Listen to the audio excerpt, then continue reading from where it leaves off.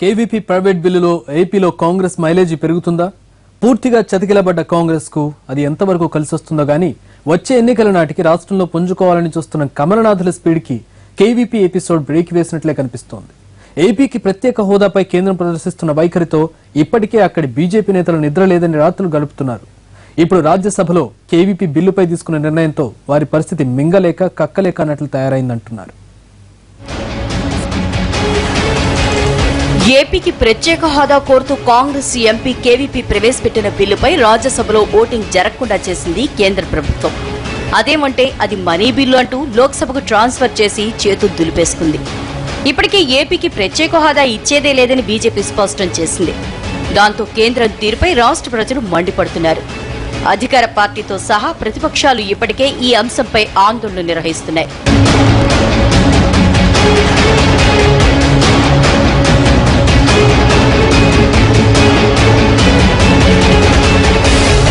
హోదా విషయంలో ప్రతిపక్షాలు విమర్శలు చేసినప్పుడల్లా బీజేపీ, టీడీపీ కలిసే తిప్పికొట్టేవి.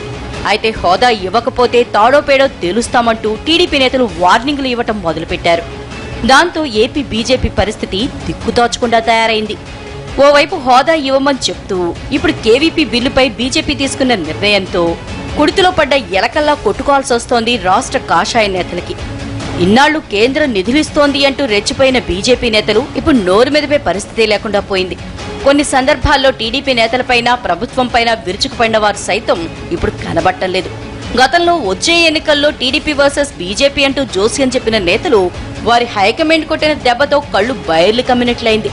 ప్రత్యేక హోదా విషయంలో తమ వైఖరేంటో, తాము ఎలా ఫిక్స్ అయ్యామో కేవీపీ బిల్లు ఎపిసోడ్తో స్పష్టం చేశారు కాషాయ పెద్దలు. దాంతో వాట్ నెక్స్ట్ అంటూ తలలు పట్టుకుంటున్నారు ఏపీ బీజేపీలో చక్రం తిప్పాలనుకున్న నేతలు.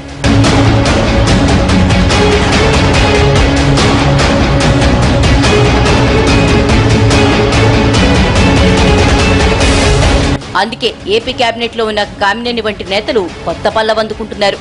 ప్రతి విషయం గురించి అందరం మాట్లాడలేం. ప్రజలు ఓటేసి గెలిపించారు కాబట్టి హోదా విషయం ముఖ్యమంత్రి చంద్రబాబు నాయుడు, ప్రధానమంత్రి నరేంద్ర మోడీ చూసుకుంటారని వేదాంతం చెబుతున్నారు. పనిలో పనిగా కేంద్రం అన్ని విధాలా సహకరించాలని కోరుకుంటున్నానంటూ ముక్తాయింపిస్తున్నారు.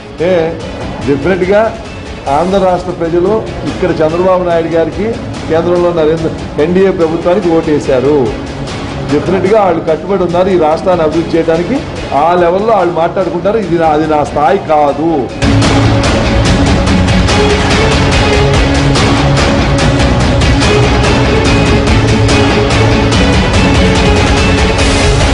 మంత్రిగా జనంలో ఉండాలి కాబట్టి ఆయనైతే అలా చెప్పేశారు. కానీ ఇంతకాలం దూకుడు ప్రదర్శించిన నేతలు ప్రజల్లోకి ఎలా వెళ్లాలా అని తెగ ఇదైపోతున్నారట.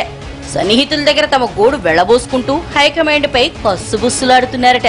రాష్ట్రంలో పార్టీని బలోపేతం చేయమని చెప్పి ఇప్పుడిలా అడ్డగోలుగా నిర్ణయం తీసుకుంటే ఇంకేం బలోపేతం అంటూ ఉసూరుమంటున్నారట.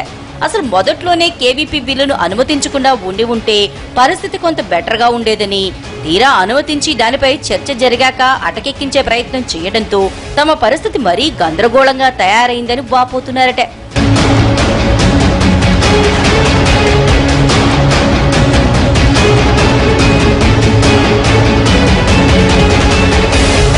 మొత్తం మీద కేవీపీ ఎపిసోడ్ కాంగ్రెస్ కు అంతో ఇంతో ప్లస్ అయినట్లు కనిపిస్తుంటే ఫ్యూచర్ లో ఏదో చేద్దామనుకున్న కాషాయ పార్టీకి పెద్ద కష్టమే తెచ్చిపెట్టింది.